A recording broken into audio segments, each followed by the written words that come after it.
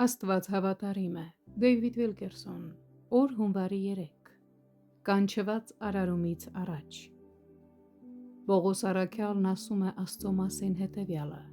որ փրկեց մեզ և սուրբ կոչումով կանչեց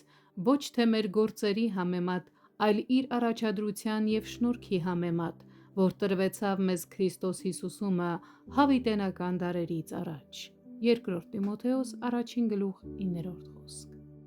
Յուրաքանչյուր մարդ, ով Քրիստոսի մեջ է, կանչված է Տիրոջ կողմից, և մենք բոլորս նույն խնդիրն ունենք՝ լսել Աստծո ձայնը, հռչակել նրա խոսքը, երբեք չվախենալ մարդուց և վստահել Տիրոջը յուրաքանչյուր հնարավոր փորձության մեջ։ Աստված իրականում այս խոստումը տվեց իր մարգարե Երեմիային, երբ կանչեց նրան, ինչպես Երեմիայի դեպքում էր, մեզ պատրաստի խոսք պետք չէ աշխարհին խոսելու համար։ Աստված խոստացել է մեր բերանները լցնել իր խոսքով հենց այն պահին, երբ դրա կարիքը կլինի, եթե մենք վստահենք նրան։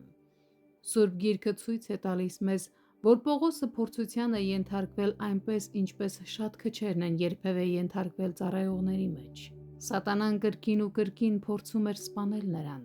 Այսպես կոչված կրոնական բազմությունը մերժեց ու ծաղրեց նրան, և երբեմն նույնիսկ նրանք, ովքեր աջակցում էին Պողոսին, թողեցին նրան բռնության ենթարկված ու լքված։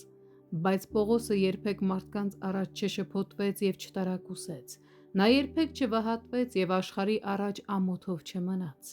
Նա անգամ երբեք չհյուծվեց կամ չսպառվեց ծառայության մեջ։ Նա Աստծո օծյալ խոսքն ուներ ամեն հնարավորության դեպքում, հենց այն ժամանակ, երբ դրա կարիքը կար։ Փաստն այն է, որ Պողոսը պարզապես չէր սասանվում։ Նա երբեք չկորցրեց իր վստահությունը Տիրոջ հանդեպ, փոխարենը նա վկայեց. «Գիտեմ ում եմ հավատացել և համոզված եմ, որ նա կարող է պահպանել այն, ինչ հանձնել եմ նրան մինչև այն օրը»։ 2 Տիմոթեոս 1:12 խոսք։ Նա այսպիսով ասում է. «Իմ կյանքը ամբողջությամբ հանձնել եմ Տիրոջ հավատարմությանը, կենդանի լինեմ թե մեռնեմ, ես նրանն եմ»։ Եվ նա խրատեց իր երիտասարդ հոգևոր որդի Տիմոթեոսին նույնպես այդպես վարվել։ Ունեցիր ողջամիտ խոսքերի օրինակը,